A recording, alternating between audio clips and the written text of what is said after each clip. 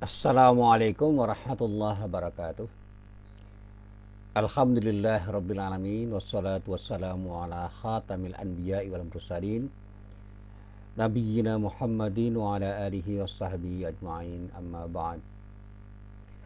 Para jamaah yang dirahmati Allah, alhamdulillah pada pagi hari ini kita bisa bertemu lagi dan kita berharap mudah-mudahan pertemuan kita benar-benar menjadi pertemuan yang mendapatkan ridho dari Allah Subhanahu wa taala. Amin. Nah, para jamaah yang dirahmati Allah, sekali lagi saya ingin berbicara tentang persoalan hijrah. Kalau kemarin saya sudah menjelaskan apa pengertian hijrah itu, saya ingin menjelaskan sebuah istilah yang sekarang ini banyak dikatakan orang, yaitu apa yang disebut dengan hijrah kalbu. Hijrah kalbu itu apa?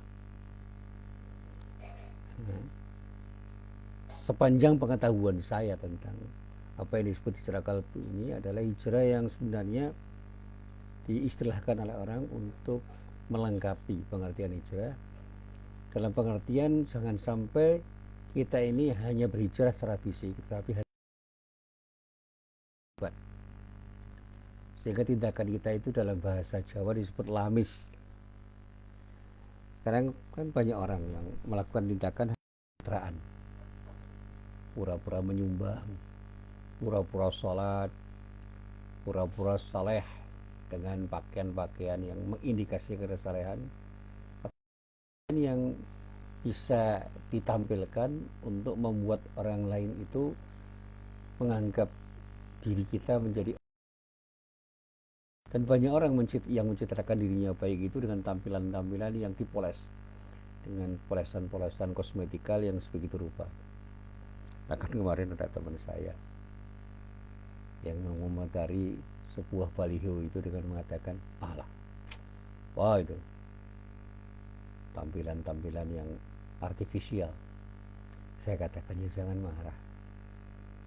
Sekarang yang seperti itu sudah menjadi bagian dari budaya, dan banyak orang yang terjebak pada tampilan orang sehingga orang menilai orang lain itu karena tampilannya.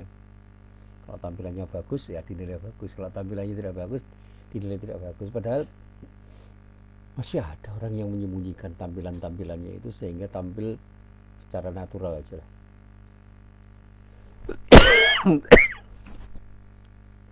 Kan yang tampil secara natural dengan kesederhanaannya itu seringkali kemudian tidak dianggap orang sebagai orang yang hebat, tidak dianggap orang sebagai orang yang penting, tidak mendapatkan perhatian orang. Nah, tapi bagi orang yang sudah ingin tampil apa adanya itu, memang dia sudah tidak perlu pujian lagi dari orang. Dia sudah pada satu posisi di mana dia itu ingin tampil dengan kebersahajaannya dan tanpa keinginan untuk mendapatkan pujian dari orang. Dan inilah wujud keikhlasan sebenarnya yang seharusnya tampil pada diri orang, sehingga setiap tampil itu orang tidak akan ingin mendapatkan apresiasi apapun dari orang. Yang penting saya tampil sebagai diri saya, sebagaimana apa adanya, dan terus berupaya untuk menjadi orang yang sebaik-baiknya, menjadi orang yang selalu ingin bersikap ikhlas dalam hal apa saja, apalagi terkait dengan ibadah, sehingga pujian itu justru mengganggu dirinya. Karena dengan pujian itu orang bisa bersikap riya, dengan pujian itu orang bisa bersikap sombong, takabur, dengan pujian itu orang bisa bersikap ujub dan sebagainya. Dan pada saat orang itu memiliki kesombongan, sebenarnya kesombongan yang ada itu akan menghambat orang itu untuk menjadi dirinya sendiri, karena apa yang ditampilkan itu cenderung sesuatu yang menginginkan, sesuatu yang diinginkan oleh orang itu untuk ditampilkan dengan satu arahan supaya dipuji orang.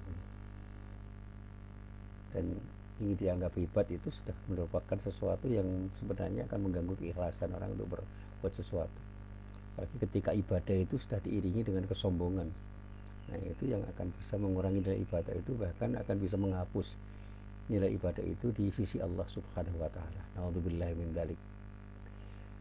Nah, para jamaah yang dirahmati Allah, saya masih ingat betul itu dengan apa yang disampaikan oleh orang. Sekarang ini banyak orang yang punya akhlak mazmumah, punya akhlak yang tidak terpuji, punya akhlak yang tercela. Dan dengan tampilan-tampilan yang artifisial, orang yang sebenarnya punya akhlak yang tercela itu menjadi orang yang dipuji karena tampilan-tampilannya. Dan sekarang ini banyak orang pintar yang keblinger, sehingga pinternya secara intelektual oke, tetapi akhlaknya tidak terbangun dengan baik. Bahkan maaf itu, kebohongan-bohongan itu ya banyak dilakukan orang-orang pintar, dan karena kepintarannya, kebohongannya itu justru ditutupi dengan argumen-argumen yang dia tampilkan. Dan tampilan-tampilannya itu memukau betul karena dia tahu bagaimana harus menampilkan diri untuk bisa dipercaya orang, meskipun dia itu berbohong pada orang banyak. Sekarang banyak kemasan-kemasan kebohongan yang dikemas dengan kemasan-kemasan tertentu yang membuat orang itu terpesona. Padahal dia sedang membohongi orang banyak. Dan ada cerita kebohongan-kebohongan itu sekarang sudah menjadi sesuatu yang biasa saja, karena banyak orang yang sudah berbohong, dan ternyata dengan kebohongan yang dia lakukan itu masyarakat masih percaya saja karena dia mampu untuk menampilkan diri sebagai orang yang pada saatnya memang bisa dipercaya banyak orang. Nah, terkait dengan hijrah itu apa yang ingin saya sampaikan? Sekali lagi saya katakan, hijrah itu jangan semata-mata dipahami dengan pemahaman-pemahaman yang sifatnya fisik. Apalagi sekarang ini terkait dengan akan datangnya tanggal 1 Muharram dalam kalender Gregorian, hijrah itu kemudian dinilai sebagai sesuatu yang sederhana. Hijrah itu memang bisa dilakukan kapan saja. Setiap hari di sepanjang tahun orang bisa berhijrah. Dan kalau hijrah itu hanya dimaknai sebagai tindakan fisik, ya semua orang dengan mudah akan berhijrah. Padahal kata Al-Faruqi, Profesor Ismail Raji Al-Faruqi, Allah yarham, hijrah itu melampaui batas ruang dan waktu. Hijrah itu harus menjadi sebagian dari kesadaran kita. Dia mengatakan begini, hari ini kita harus bisa memahami hijrah itu sebagai sesuatu yang lebih substantif. Dan substansi hijrah itu kata Al-Faruqi adalah membangun semangat hijrah seperti ketika Nabi berhijrah. Nabi itu berhijrah dari status quo yang bernama stagnasi, jumud, kemandekan menuju Madinatul Rasul, yaitu perubahan menuju kebaikan di kota Madinah, sehingga kota Madinah itu sebagai simbol perubahan itu. Jadi kota Madinah itu sebagai sebuah kota yang mengartikulasikan perubahan yang pada saat itu memang dilakukan oleh Nabi pada saat yang tepat. Jadi ada momentum yang tepat untuk mengubah sesuatu di kota Madinah, dan pada saatnya Rasulullah itu memang melakukan perubahan yang luar biasa, sangat fundamental. Dan sekarang dikatakan radikal, perubahannya sangat radikal. Dan pada saat itu kata Ismail Raji Al-Faruqi, Rasulullah itu melakukan tindakan yang luar biasa, karena yang pertama kali disentuh itu adalah membangun mindset yang terbaik, membangun pola pikir yang terbaik, yang pada saatnya kalau melahirkan tindakan-tindakan yang terbaik untuk meraih masa depan. Dan Rasulullah itu memberikan contoh, dan contoh itu kemudian diikuti oleh para sahabatnya, dan ternyata menjadi model pada saat itu, sehingga Madinah itu menjadi potret kota yang berhasil menampilkan sesuatu yang luar biasa, yang bisa menjadi model dari sebuah perubahan menuju perbaikan. Bahkan sekarang orang mengatakan Madinah itu menjadi role model. Bahkan kemarin saya berbincang-bincang tentang bagaimana kita membangun masjid dengan konsep manajemen yang bisa kita pertanggungjawabkan itu. Kemudian ada beberapa masjid yang bisa menjadi role model. Kalau di Yogyakarta ini yang sering menjadi role model itu adalah Masjid Jogakarian. Meskipun saya pernah ketemu dengan beberapa orang di sana, itu sebenarnya mereka terus berbenah diri untuk menjadi masjid yang melahirkan perubahan-perubahan ke arah yang lebih baik. Artinya apa? Masih ada sesuatu yang dilakukan oleh Masjid Jokaryan itu untuk menuju kesempurnaan perubahan. Dan mereka yakin bahwa kesempurnaan itu tidak akan pernah terjadi. Tapi upaya untuk menuju kesempurnaan itu harus dilakukan. Jadi orang itu setiap saat harus berubah menjadi lebih baik. Dan hijrahnya teman-teman Jokaryan itu menyemangati orang-orang lain yang ada di masjid-masjid lain. Bagaimana membangun mindset atau pola pikir yang benar untuk meraih masa depan, sehingga Islam itu jaya dari masjid. Dan dari masjid kita meraih sesuatu yang terbaik. Dan orang-orang yang di masjid itu adalah orang-orang yang cerdas dan bijak. Karena apa? Pada saatnya di masjid itu ada proses pendidikan yang melahirkan manusia-manusia cerdas dan bijak. Sehingga saya pernah atau saat mengaji di sana, baik mendengarkan pengajian dan memberi pengajian. Pengajian-pengajiannya itu sebenarnya juga pengajian-pengajian seperti yang dilakukan oleh banyak orang di masjid-masjid lain. Cuma bagaimana mereka mengemas acara pengajian itu menjadi pengajian yang mencerdaskan, itu yang membuat para jamaah itu senang. Dan orang-orang yang ngaji itu menjadi manusia-manusia yang tercerdaskan karena pada saatnya mereka itu diajak untuk menjadi cerdas dan membangun sikap kritis. Itu diarahkan oleh hostnya, oleh moderatornya, oleh orang-orang yang membawa acaranya, sehingga acara itu menjadi sesuatu yang dinamis. Dan kebetulan yang diundang di sana itu banyak orang penting yang memang bisa memanggil orang. Nah, para jamaah yang dirahmati Allah, kita ini dari waktu ke waktu harus menjadi lebih baik, dan itu harga mati. Sekali lagi saya tegaskan bahwa hijrah itu jangan semata-mata dipahami sesuai tanggal peristiwanya di kalender yang didasarkan sistem lunar atau komariah. Hijrah bisa dilakukan kapan saja, setiap hari di sepanjang tahun. Hijrah menyangkut sesuatu yang melampaui batas ruang dan waktu, meminjam istilah Al-Faruqi, dan harus menjadi bagian dari kesadaran kita. Itu harus kita pahami dari awal. Nah, tahun baru Hijrah 1 Muharram tahun 1443 Hijriah nanti itu merupakan momentum bagi setiap orang Islam untuk berhijrah ke jalan Allah. Salah satu bentuk hijrah itu adalah apa yang disebut oleh teman-teman saya itu sebagai hijrah kalbu. Nah, apa yang dimaksud dengan hijrah kalbu itu saya berusaha untuk memahami dan saya coba untuk memaparkan di sini. Hijrah kalbu itu menurut teman-teman yang menggagas adalah hijrah yang dilakukan dengan melakukan perubahan diri dari segala sesuatu yang bernilai serba negatif menuju yang serba positif, atau dengan kata lain meninggalkan akhlak mazmumah menuju akhlak mahmudah, meninggalkan akhlak yang tercela menuju akhlak yang terpuji. Nah, di dalam kaitannya dengan kesediaan untuk meninggalkan akhlak mazmumah menuju akhlak mahmudah, setidaknya menurut apa yang disampaikan oleh teman-teman saya itu ada 5 aplikasi yang menjadi indikator hijrah kalbu itu terjadi atau tidak. Yang pertama, hijrah kalbu itu akan terjadi kalau kita itu mau meninggalkan prasangka buruk menuju prasangka baik, dari suudzon menjadi husnudzon. Jadi jangan sampai kita itu menjadi orang-orang yang selalu berprasangka buruk. Kita harus selalu punya prasangka baik kepada siapapun, termasuk dalamnya kepada Allah. Apapun ketentuan Allah, kita katakan bahwa itu adalah yang terbaik bagi kita, termasuk apa yang kita hadapi sekarang ini. Saya itu bahkan berceloteh, tetapi celoteh saya itu sebenarnya ingin menggugah kesadaran.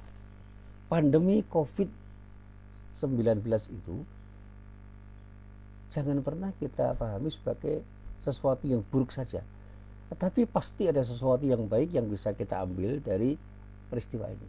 Ada hikmah di balik peristiwa ini. Saya itu melahirkan beberapa aktivitas yang menurut teman-teman saya itu tidak mungkin dilahirkan kalau tidak ada pandemi seperti ini. Bagaimana kita membangun kerjasama, bagaimana kita membangun kepedulian, bagaimana kita itu berbagi. Itu terjadi dengan sangat bagus. Dan itu tidak atau belum terjadi di saat-saat di mana kondisinya itu normal. Sekarang ini banyak orang yang tergerak untuk peduli pada orang lain dengan cara apapun untuk membantu orang lain. Dan bahkan sekarang ini orang mulai sadar bahwa orang yang terpapar atau terinfeksi virus corona itu tidak harus dijauhi, tetapi justru harus didekati dengan cara yang terbaik agar mereka itu tidak terbebani ketika mereka itu terkena atau terpapar, baik dalam pengertian terinfeksi atau terpapar. Didekati disapa, bahkan dibantu agar dirinya itu menjadi orang-orang yang tidak terasing. Karena selama ini begitu ada orang kena virus corona itu menjadi orang yang terasing, karena mereka harus menjalani isolasi mandiri pun itu sebenarnya bagi keluarga tertentu akan melahirkan ketidaknyamanan. Tetapi masyarakat sekarang sudah mulai sadar, jadikan mereka itu sebagai orang yang kita perhatikan bersama-sama, kita sapa, kita santuni, kita berdayakan agar apa yang mereka lakukan selama mereka itu menjalani isolasi mandiri di rumah itu menjadikan mereka itu merasa tidak terasing.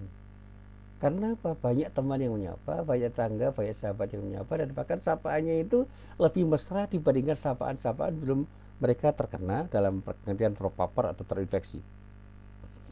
Bahkan teman-teman yang datang ke rumah sakit untuk berobat karena diindikasikan terkena COVID itu kita support, kita dorong, kita bantu, dan terus kita bantu agar tetap punya sikap optimis, ya, bahwa kemudian mereka itu sakit di ruang-ruang yang sangat terbatas, tetap saja kita harus membantu mereka.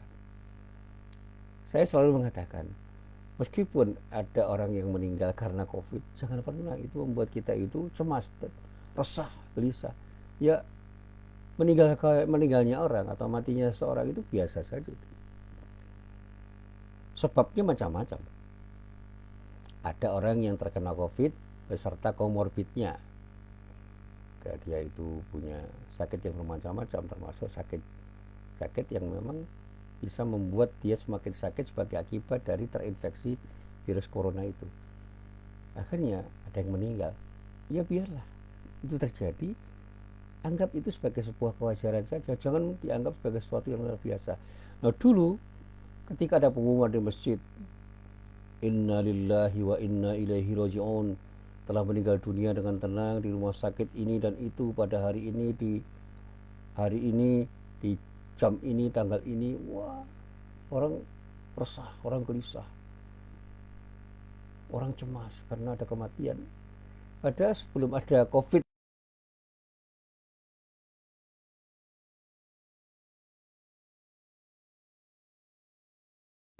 orang tidak begitu peduli. Nah, sekarang ini kan di samping diumumkan, itu didata dengan data statistik yang setiap hari itu dipaparkan di media sosial. Bahkan itu setiap hari saya melihat itu data statistik orang meninggal, orang terpapar, orang terinfeksi, orang masuk rumah sakit. Yang diberitakan itu kemudian banyak diperhatikan yang ya hal-hal yang negatif, yang sakit tidak sembuh-sembuh, yang sakit parah, yang meninggal. Sementara yang sembuh itu tidak ditekankan. Padahal kalau kita bandingkan antara yang sembuh dengan yang tidak sembuh, itu bandingannya sangat jomplang. Di kampung saya itu bisa saja bandingannya itu 1:9. Yang meninggal itu 1, yang tidak meninggal 9. Yang tidak sembuh itu 1, yang sembuh 9. Tetapi karena diberitakan dengan pemberitaan yang sebegitu rupa, orang lalu cemas, orang lalu gelisah, orang panik, dan khawatir pada saatnya akan bisa mati karena COVID-19 itu. Saya katakan bahwa jangan pernah kita itu menganggap kematian sebagai sesuatu yang menakutkan. Anggaplah sebagai sesuatu yang biasa saja. Ketika kita sakit, ya sudah, kita berobat. Gitu aja. Dan kita harus punya kesabaran yang luar biasa ketika menghadapi penyakit apapun. Dan pada saatnya, jangan sampai kita itu merasa tidak nyaman dengan penyakit yang kita idap. Jadi kalau kita sakit, sementara pikiran kita itu sehat, insya Allah sakit kita itu akan sedikit berkurang. Tapi kalau kita sakit, pikiran kita itu cemas, resah, dan gelisah, itu semakin membuat kita sakit. Sehingga kalau ada ulama yang mengatakan bahwa ketenangan di dalam menghadapi penyakit itu adalah separuh dari kesembuhan, itu sebuah metafor yang luar biasa. Dan itu cara berpikir yang harus kita tampilkan. Dan semangat hijrah qalbu itu harus masuk ke sana. Bagaimana kita berprasangka baik ketika kita sakit? Bagaimana kita berprasangka baik ketika dapat musibah? Bagaimana kita berprasangka baik ketika kita hanya mendapatkan sedikit dari sesuatu yang kita harapkan banyak? Bagaimana kita tetap berprasangka baik meskipun apa yang kita harapkan itu tidak terjadi. Karena apa? Allah tidak pernah ingin menzalimi hambanya. Allah itu ingin selalu membangun cinta pada hambanya sehingga selalu memberikan yang terbaik bagi hambanya. Dan oleh karena itu hambanya harus mencintai Allah dengan cinta yang tulus untuk mewujudkan prasangka baik terhadap Allah, termasuk pada takdir Allah. Sehingga ketika kita ditakdirkan untuk berhadapan dengan apa yang disebut pandemi COVID-19 ini, sudah kita hadapi aja dengan prasangka baik bahwa ini adalah sebuah ujian dari Allah untuk membuat kita itu semakin sadar bahwa kita perlu dekat kepada Allah. Dan ini bentuk cinta Allah pada kita agar kita ingat kepada Allah, dan pada saatnya kalau Allah itu mengendaki tidak ada yang tidak akan terjadi. Bismillah, dengan izin Allah semua akan terjadi. Kapan pandemi COVID-19 itu akan berakhir? Serahkan semuanya kepada Allah. Karena tidak ada seorang pun yang bisa memastikan. Upaya apapun yang dilakukan oleh orang itu sekarang ternyata banyak sekali yang mengalami kegagalan. Saya dulu pernah ceritai insya Allah tahun 2021 sudah beres. Ini ternyata sekarang sudah bulan Agustus tahun 2021 belum beres juga. Dan wah, nanti kalau begitu tahun 2022 ya belum tentu juga. Bahkan saya itu sambil bergerak mengatakan virus itu akan ada terus apapun namanya, dan nama itu kan cuma disebutkan oleh manusia. Virusnya sendiri tidak pernah menamai dirinya sendiri, dan virus itu kan sesuatu yang tidak terlihat. Jadi gambaran-gambaran virus yang ditampilkan secara visual di dalam media sosial itu kan bukan gambaran-gambaran yang sesungguhnya. Itu adalah sebuah gambaran yang merupakan imajinasi yang kemudian dimunculkan. Seperti itulah kira-kira bentuk virus corona 19 itu. Saya katakan, apa seperti itu? Apakah itu adalah potret dari virus yang sesungguhnya yang pernah diketahui, dilihat dengan mata kepala? Padahal kan nggak mungkin kita melihat dengan mata kepala virus itu seperti apa. Itu kan perkiraan-perkiraan saja yang pada saatnya bisa membuat orang takut, dan orang kemudian punya prasangka buruk terhadap kejadian-kejadian yang terkait dengan pandemi COVID-19 ini. Dan ini yang membuat orang resah dan gelisah. Saya katakan bahwa kegelisahan kita itu akan justru membuat hati kita semakin tidak nyaman ketika berhadapan dengan peristiwa apapun. Jadilah orang yang meninggalkan prasangka buruk menuju prasangka baik, termasuk prasangka baik ketika kita menghadapi musibah seperti apapun musibah yang terjadi, karena itu adalah bagian dari takdir Allah yang tidak bisa kita hindari. Yang kedua, mari kita berempati terhadap semua orang. Kalau kita bisa memahami diri kita, kita coba untuk berhati memahami orang lain. Sebagaimana kita berharap orang lain memahami diri kita, pahami orang lain, hingga kita bisa berbuat sesuatu yang terbaik untuk siapapun, dimanapun, dan kapanpun. Saya pernah membeli suplemen untuk saya bagikan kepada teman-teman, sahabat saya yang memerlukan. Dan sampai hari ini saya selalu menyisihkan uang saya untuk saya berikan suplemen untuk siapapun yang membutuhkan suplemen itu, dalam rangka untuk membantu mereka agar mereka itu yakin bahwa pandemi COVID-19 itu bukan apa-apa. Itu adalah sesuatu yang natural saja. Dan itu terjadi karena kehendak Allah. Ayo kita hadapi dengan sikap optimis. Karena apa? Karena ketika kita justru menghadapi dengan sikap pesimis, kita akan semakin terpuruk. Jadi mari kita pahami orang lain hingga kita bisa berbuat sesuatu yang terbaik untuk siapapun, dimanapun, dan kapanpun.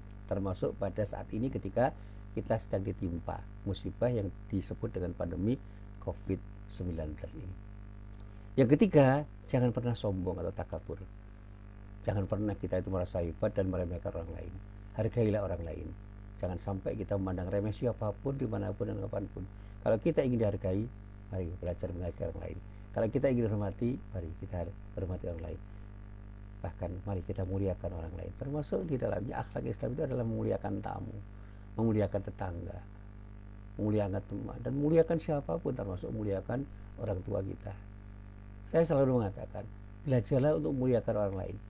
Jangan sampai meremehkan orang lain, menganggap rendah orang lain, menghina orang lain. Sekecil apapun tindakan kita yang cenderung meremehkan, menghina, merendahkan orang lain, itu adalah akhlak yang tidak sepantasnya dimiliki oleh orang Islam.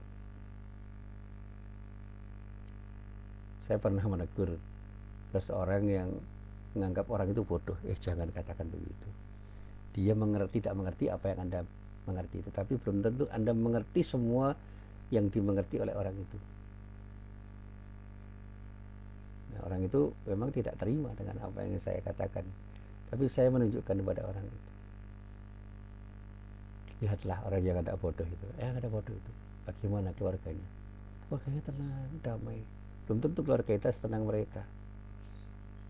Orang kita nggak ada bodoh, mereka berpikir sederhana, dan dari kesederhanaan mereka berpikir itu, mereka bisa membangun empati pada siapapun. Dan pada saatnya mereka itu saling berempati satu sama lain di keluarganya.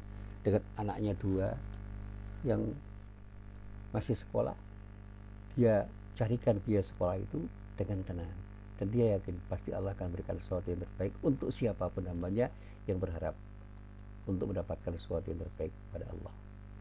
Dan itu sikap husnudzon kepada Allah, dan itu dimiliki oleh orang yang Anda anggap bodoh. Saya katakan dia pintar. Karena apa? Dia lebih cerdas untuk bisa menganggap sesuatu itu sesuatu positif. Sementara banyak orang yang merasa pintar tidak bisa bersikap seperti orang yang dianggap bodoh. Ya, lebih bodoh mana? Saya katakan jangan membodoh-bodohkan orang, meremehkan orang, menganggap orang bodoh. Jangan. Kita ini sebenarnya tidak tahu apa-apa. Yang kita ketahui itu apa yang sudah kita pelajari. Yang belum kita pelajari kita tidak pernah tahu. Saya pernah membengkelkan motor saya waktu saya masih mahasiswa. Saya bingung bagaimana menyetarter motor saya itu. Saya starter nggak bunyi-bunyi. Saya ganti businya nggak bunyi-bunyi. Begitu saya masuk ke bengkel, dia lihat itu sebentar, gak sampai 10 menit, oh ternyata dia langsung ngerti, oh ada kabel yang perlu diperbaiki. Ya ganti, ini kabelnya sudah jelek mas, perlu kita ganti dengan kabel yang lain yang baik. Ini tadi diganti kabelnya, ternyata ada kabel yang sudah rapuh, yang memang membuat koneksi itu terganggu, sehingga begitu kabelnya diganti langsung kita starter bunyi. Dia bengkel karena setiap hari berhadapan dengan motor, dia mengerti betul karakter motor itu, dan pada saat ada motor yang rusak, dia langsung mengerti, oh di mana kerusakan motor itu. Saya tidak tahu karena saya tidak pernah bekerja seperti mereka yang menjadi bengkel motor itu. Nah, para jamaah yang dirahmati Allah, sekali lagi jangan pernah kita sombong atau takabur. Orang yang takabur itu cenderung menganggap hebat dirinya dan meremehkan orang lain, dan itu sikap yang tidak baik, tidak benar bagi setiap muslim. Yang keempat, jangan hanya mementingkan diri sendiri, tinggalkan sikap egois. Belajarlah untuk berbuat baik pada orang lain dengan sikap kita yang mengerti arti penting orang lain. Pada saatnya kita pun juga mengerti bahwa kita itu dipentingkan orang lain. Jangan pernah kita itu hanya menganggap hanya diri kita yang penting, dan pada saatnya orang lain dianggap tidak penting. Ini sikap yang tidak baik. Ayo, belajarlah untuk tidak mementingkan diri sendiri, sehingga kita lupa untuk melihat orang lain bahwa orang lain pun penting, dan kita itu menjadi orang penting untuk mereka, sehingga pada saatnya kita bisa berbuat baik pada siapapun. Yang kelima, mari kita mencoba untuk punya orientasi jangka panjang. Intinya setiap muslim itu harus punya kemauan untuk berusaha menjadi orang yang berguna bagi orang lain. Seorang muslim itu harus menjadi rahmat bagi seluruh alam sepanjang waktu, dan pada saatnya kita harus punya orientasi ke depan itu, jangan hanya hari per hari, hanya minggu per minggu, hanya bulan per bulan, kalau perlu tahun ke tahun. Dan pada saatnya kapan kita itu akan punya target sesuatu yang pada saatnya bisa kita gerakkan, kita akan mencapainya pada saat tertentu. Mungkin 10 tahun, mungkin 25 tahun kalau kita mampu. Andai kata kita ini berumur 40 tahun dan kita itu bisa hidup 25 tahun lagi, kira-kira 25 tahun lagi kita harus mencapai apa? Ya kalaupun misalnya Allah memanggil kita 1 tahun lagi, itu bukan urusan kita, itu urusan Allah, karena tidak tahu kapan ajal kita. Saya pernah ikut seminar di sebuah hotel di Yogyakarta. Salah satu pemakalahnya itu adalah Profesor Sheila Sumarjan, yang pada saat itu sudah berusia 82 tahun. Oh ternyata tajam sekali analisisnya ketika beliau memberikan analisis sebagai seorang sosiolog. Dalam usia 82 itu dia masih mampu membaca realitas dengan sangat bagus dan menggagas sesuatu dengan sangat indah. Dan pada saatnya teman-teman yang masih muda itu geleng-geleng kepala. Orang tua umur 82 tahun, gagasannya luar biasa, tajam sekali, dan semangatnya seperti semangat anak muda yang sedang belajar untuk menjadi orang yang hebat. Dan yang menarik bagi saya itu pernyataan beliau begini, Selama kita masih bisa berpikir, jangan pernah berhenti berpikir. Usia saya 82 tahun. Dan di usia saya ini, saya tidak tahu kapan Allah akan memanggil diri saya. Tetapi sebelum Allah memanggil, saya harus berbuat baik pada siapapun. Termasuk hari ini saya ingin berbuat baik pada peserta seminar semua. Umur 82 tahun. Itu masih energik, luar biasa. Fisiknya mungkin sudah terlihat agak lelah. Tetapi semangatnya untuk menggagas sesuatu itu luar biasa. Saya juga dulu punya guru itu yang usianya sudah hampir 85 tahun. Yes, sudah menjadi orang yang pensiun dari guru. Tapi ketika saya datangi di rumah, dia semangatnya luar biasa. Dan bahkan cerita dari teman-teman saya alumni Madrasah Mu'allimin Muhammadiyah Yogyakarta, itu benar. Saya punya sahabat yang sangat baik, namanya Mbah Zamroni, yang usianya sudah lebih dari 95 tahun. Menurut teman-temannya yang dulu pernah berjuang bersama dia membangun masjid dan membesarkan masjid, yang usianya baru sekitar 60-70 tahun, dia usianya itu sudah hampir 100 tahun. Mbah Zamroni itu sudah mencapai 95 tahun lebih, Mas. Dan yang paling saya kagumi itu semangatnya untuk datang ke masjid itu luar biasa. Dengan tongkatnya dia ke masjid. Sekarang kalau masjid diantarkan oleh anaknya atau orang lain dengan motor, pulang juga begitu. Tapi semangatnya luar biasa. Dia masih bisa menjadi imam masjid, dia masih bisa menjadi muadzin. Dan saya satu saat ketika saya beri pengajian di sana, datang sebelum isya, yang adzan beliau, dia menjadi muadzin. Saya diminta untuk jadi imam. Dan pada suatu saat dia pernah menjadi imam salat isya, dan bacaannya masih panjang-panjang. Dan dia tidak merasa lelah dengan bacaan panjang itu. Dia semangatnya luar biasa. Dan kata teman-teman yang mengiringi saya itu, dia masih beri pengajian di mana-mana dengan semangat yang luar biasa. 95 tahun lebih usianya, itu masih semangatnya luar biasa. Istrinya sudah meninggal beberapa saat yang lalu. Saya tanya, Mbak, cucunya berapa? Aduh, kalau cucu saya sudah nggak ingat, terlalu banyak. Buyutnya ya sudah nggak ingat lagi. Canggah saya sudah 5. Jadi cucu, cicit, dan canggahnya itu dia sudah tidak bisa menghitung lagi karena saking banyaknya. Dia bercerita, anak saya yang pertama itu sekarang di Sumbawa. Dia punya anak 12 orang. Dan semua anaknya itu sekarang sudah menikah. Dan masing-masing sudah punya anak juga. Jadi cucunya banyak, cicitnya banyak, buyutnya banyak. Dan di antara buyutnya itu sudah ada yang punya anak. Sehingga dia katakan canggahnya 5. Saya tanya sambil bergurau, kalau hari raya gimana, Pak? Hari raya Idul Fitri gimana, Pak? Wah, jangan pernah datang semuanya, nggak cukup rumah saya. Saya harapkan mereka tidak semuanya datang sama-sama. Nah, para jamaah yang dirahmati Allah, sekarang ini adalah momentum yang sangat bagus untuk bisa menjadi lebih baik.